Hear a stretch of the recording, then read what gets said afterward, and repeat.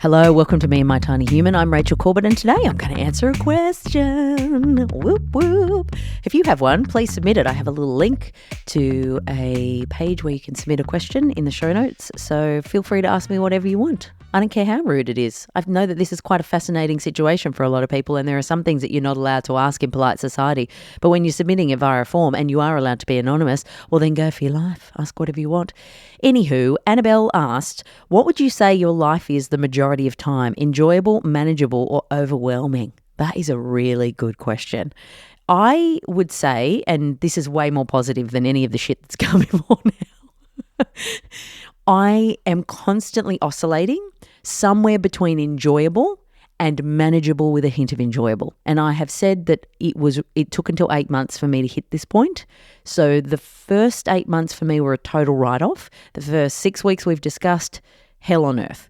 So I would say from 8 months on, and this was quite good. I'm a mad fan of therapy. I think going to a therapist is like going to see a life coach that actually has a degree, which is helpful because some of them, they don't. Most of them, they don't. But my therapist, I remember, said just write the first year off. And I always felt quite happy to have kind of got a few months back from that because I was like, I've actually only had to write 8 months off. That's pretty good. So yeah, I'm in between this sort of enjoyable and manageable with a bit of enjoyable all the time. It does occasionally dip into overwhelming, I'm not going to lie, but I definitely can handle a lot before I break. And that is really good for me to get through life, especially with this. And that's why I knew when I did it by myself, I'm going to be fine because I know that I'm very good at getting through things. But I would say that there are more than 6 days a week that I do think to myself at the end of the day, how in hell am I doing this? Intellectually, it's like physically I'm doing it and I'm getting it done and everything is getting done.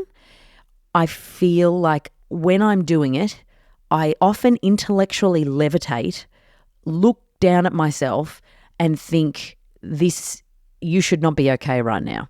Like you should not be handling this.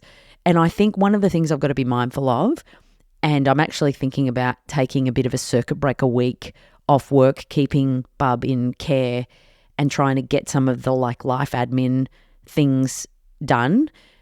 Is it a waste of annual leave? Not at all. Where the F am I going anytime soon? Nowhere. So is it a good idea for me to take a week off and do things like get my tax sorted? Yes, it is. And not have to look after my child when I'm doing it because I don't think I can do tax in the time that she sleeps. So I have to really be mindful of making sure that I don't collapse because I do have a tendency to keep going, and I can intellectually realize, okay, I'm over capacity here and something's going to break.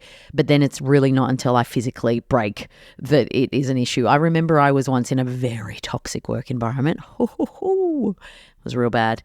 And I was definitely not dealing with it internally. I knew it was having a massive impact on me, but I was still getting up and getting going and getting things done. And I remember waking up in the middle of the night one day and I was vibrating. My entire body was vibrating.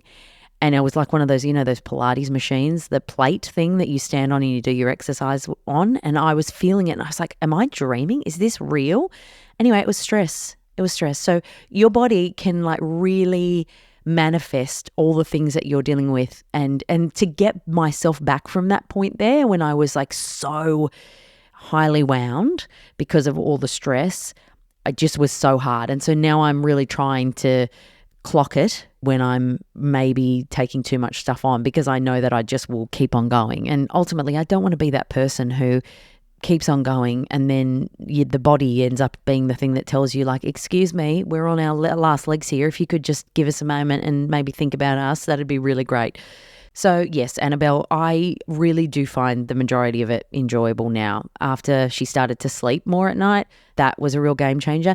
Interestingly enough, that was at the 8-month mark and I started back at work at 4 months. So even, again, intellectually levitating, I'm like, oh shoot, for that 4 months, I was getting up 2 to 3 times a night and then still going and doing a full 8-hour workday. How did I do that? Now that I'm through that side, I can't actually work out how I managed to do that. It is honestly unbelievable what you can manage to do when you have absolutely zero choice. So I wanted to just share, for example, what happened to me today. And I wanted to share it today because I feel, I sound, unless I'm pretending, I feel really positive about today. I've had a lovely day with Olivia. I love spending time with her. She's a good time. She's fun to be around. We just hang out together, and I'm so excited for when she gets older and can talk and just become more of herself, because I already like so many aspects of her personality, and it's just like really fun being around. And it's also slowed me down a bit. Like, it's absolutely manic and there's nothing slow about my life. But would I have ever sat in the ball pit of a kids' play centre for 30 minutes while my child climbed all over me before? No, I'd probably be running around, running an errand, doing something else. So I am stopping in a way, even though it is still, there's still a lot of work to be done. But today, it's been absolutely bucketing with rain all day. So anybody who has a kid knows, rainy day, what the F am I going to do all day? Honest to God, like you're in mental planning mode. So she also has been waking up in the 5 o'clock hour consistently for about the last 2 weeks, which has been an absolute punish. She was sleeping until 7:30. So I was trying to get up at like 5 o'clock for a while so that I could have an hour and a half, 2 hours if I was lucky, to myself in the morning, just to kind of have a slow start, and then I'd start the parenting. But when they're getting up too at 5:30, it's not quite as relaxing. So that's been a real punish. And last night, actually, I was thinking maybe it's because she's cold. She's waking up, she's cold. So I dressed her like she was going to be sleeping on the ice shelves of the Antarctic, thinking this is going to be brilliant. And up she got at 5:20. So, those moments when you do something where you're like, I think I've pretty much nailed this. And then they're just like, no, you haven't. You're an idiot. You're like, okay, all right. I forgot you're the boss. Anyway, so we woke up at 5:30. I had set my alarm, so dumb, for 7 a.m. And there is no sound that heralds your naivety as a parent like an alarm going off 2 hours after you woke up. And then you think, oh, that's right. I've been parenting for 2 hours and I actually was stupid enough to think that this was going to be when I was going to be waking up. Like, that's great. Anyway, so we start the day with me spending 20 minutes just ripping her out of cupboards that she's getting into. I've gone through this phase where it's so dumb, right? I think I can speak to her like an adult. So I'm trying when she goes into cupboards like the chemical cupboard in the bottom. Now, I've got my eyes on her at all times, right? I'm not somebody who's like going to let her wander around the house for 15 minutes. If I go to the toilet, she comes to the toilet with me. So, but I'm trying to be adult about things because I'm noticing, right, she opens the chemical cupboard. If I just go, no, we don't go in there, but then she sees me 15 times a day going into the chemical cupboard to get the sprays out to wipe things. Well, that doesn't make sense in a kid's head, right? You're like, but you can do it. And they don't have the ability to understand, like, I can do this and you can't do this. So I'm trying to say to her, no, like, you can look at it, but we can't pull it out. We can't touch it. Anyway, at what point has she been into the cupboard so many times that I actually go and just buy some childproof locks? I'm at that point now where I'm just like, do I really think I can reason my way or intellectualize my way through the toddler years? Because if I do, grow up. Like, let's just get it together and do what everybody else does and get some goddamn childproof locks, all right? Because that's the only way to do it. Anyway, so then after that, we went to my best mate's cafe. She sits quietly there most of the time, which is great, waves hello to everybody, interrupts everybody's breakfast. Then she starts to eat all the crayons that I gave her, throwing food off the side of the tray table. So we're like, okay, great, fantastic. It's time to piss off and go to the kids' cafe. So it is absolutely bucketing with rain. I do 5 laps of the car park trying to find an undercover car spot. Can't find it, so I give up. I park outside in the wet. I'm like, I just won't take a bag. I've changed a nappy at the cafe. We'll just go. I'll just take my phone and my keys and that's it. So we run the distance to the kids' cafe. We get into the kids' cafe. I go down. We spend 5 minutes in the ballpark. She shits her pants. So we've got an hour to go on our ticket. The car is like 10 minutes walk in the rain away. I'm absolutely not going to go back and get my nappies out of the car and come back. So we just play in a shit-filled nappy for an hour, and you can see the side eye from the parents because the kids come over, hang out. And you can catch a whiff of poo, right? You can tell when somebody's shit their pants. You become real astute at recognizing someone around here has a soiled nappy. So anytime the kids come close and they're playing and then the parent comes over, I find myself very loudly sort of going, oh, mummy needs to change your nappy, so that I can let these parents know I'm aware and I will do it. But then also you'll see me hanging around here for another 50 minutes because I'm not going to do it now. So then we go down one of the slides, right? So she's crawling around. I let her crawl around everywhere. She goes up to one of these like circular tube slides. It's see-through, so the whole of the parenting place, and it's a Saturday PS, so there's 7,000 parents in the room. So I'm trying to let her go and do things, right? I want her to be bold and courageous and to not feel like I don't want to say, don't do that, but be careful. I want to be like, be steady, whatever. So anyway, she wants to go down the slide. Great, we'll go down the slide. So she started going down the slide at the park by herself, face first. And I thought, okay, this is fine. We'll go down. I had usually taken her on my tummy, but it's very tight and it is a real squeeze to get in there. So I'm like, she could go down on her tummy and then I could just hold her feet and go down behind her. Anywho, I go down, I push her down. I realize that the sort of angle of the slide is such that you kind of have to go down on your bum, because if you go down on your face, it's a bit too steep, so you could just go right head first. It's not really designed very well, but I don't realize that until she's fully out and I'm 3/4 of the way out, because that's when the first dip happens. So we're in this see-through tube with these parents. Meanwhile, a couple of parents are like cheering her on because she's looking out the thing, and now they're looking at me and I realize 1/4 of the way down, this is going to end in me on top of her and she's going to break her neck. So then I've had to abort the mission and crawl back, get myself like backwards snaking up through the slide, yanking my child while she's crying because I'm getting her not to do something that I was just about to get her to do, up the slide and back in while all of these parents are watching while they're having their coffee.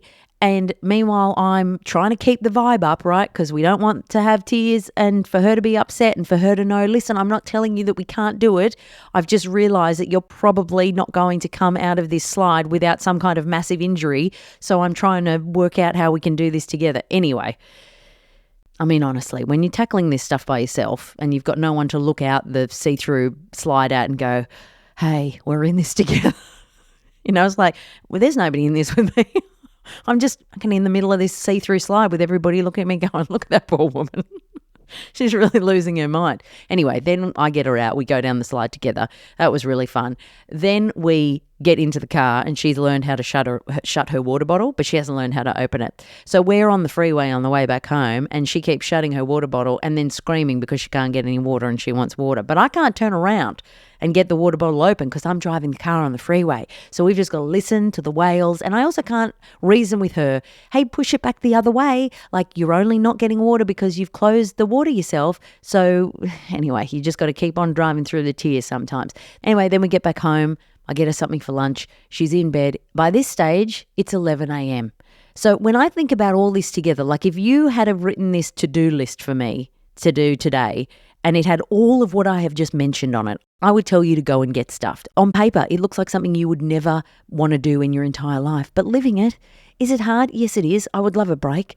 But did it ever shift into overwhelming? No, it was just a lot, but that's okay. That's what I signed up for. And in some ways, it's flippin' hilarious because there are moments when you're 3/4 of the way down a see-through slide being judged by other parents where you're just like, you know what? This is going to be something that I'll talk about on the podcast.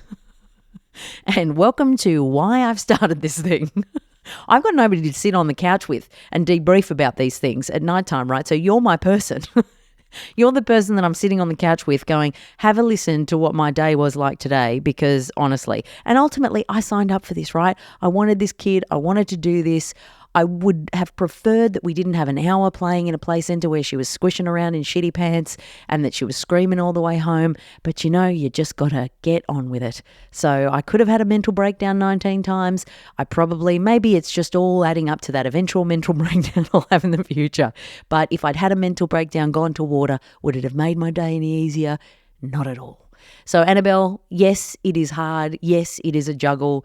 But is it impossible? No, it is absolutely not impossible. And it really is truly fun. At moments it is just a joy to be around. And I am really, I love the fact that when it is hard, I feel very proud of myself. I feel like I am being a very good mum because I am conscious of what I am going through to make sure that she is okay, and I'm conscious of the work I'm willing to do, and that makes me feel like an even better mum. Oh, I also did look in the mirror in the little makeup section that they have at one point, and I had mascara rubbed all underneath my eyes because I'd look like such a bag of shit in the morning that I put makeup on. And then I never wear makeup in normal life because I always like rub my face or touch my eyes or something. It goes everywhere. I forget I've got it on. And sure enough, I'd like scratch my eyes in the morning, rubbed the mascara all under my eyes, and then not looked at myself again at all during the day and realised that I've been walking around looking like a panda. So am I nailing life? Not at all. But is it fine? Yes. It's totally fine. So Annabelle, do not be afraid. Do not think that your life is going to be constantly overwhelming and that you're never going to enjoy a day in your life. It is honestly more enjoyable than it is not. And sometimes you just got to laugh at the fact that you just, to others, probably look like you're not holding it together, but you are doing the best bloody job you can do. And that's it. If you would like to send me a question, please do. Just click the link in the description of the episode. If you're enjoying the show, please share it with your friends. Let's all just laugh at my misery together. Hey, see you next week.